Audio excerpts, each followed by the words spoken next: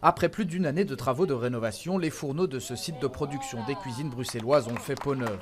Chaque jour, quelques 13 000 repas y sont préparés, destinés aux écoles et aux crèches de la région bruxelloise.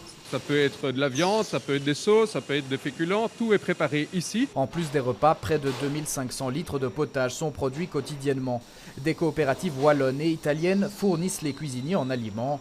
Ce matin, un chili con carne est en préparation. Il est préparé tout à fait traditionnellement, dans la marmite, il a bien mijoté.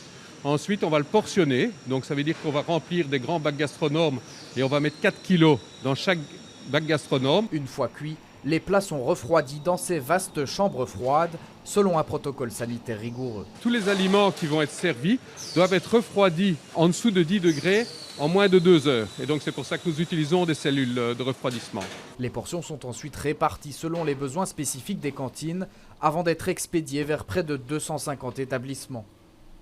Depuis 20 ans, les cuisines bruxelloises continuent d'évoluer, mais l'association se veut fidèle à un modèle de production traditionnel, dans le but d'assurer une qualité nutritionnelle des repas. On est plus aujourd'hui dans un intérêt de ce qu'on mange par rapport à il y a 20 ans où on se disait ben voilà, donnez-moi à manger, c'est bon. Le bio a une place importante dans les cuisines bruxelloises, pas depuis hier, mais depuis 5-6 ans où on investit massivement. On a cette chance par outil public, qu'on ne doit pas rémunérer des structures autres qui sont les gestionnaires, mais on peut réinvestir dans l'alimentaire ou dans le bâtiment qu'on a fait ici. Coût total des travaux, près de 5 millions d'euros. Un autre site de production situé dans le quartier Bruckmann devrait lui aussi être rénové prochainement.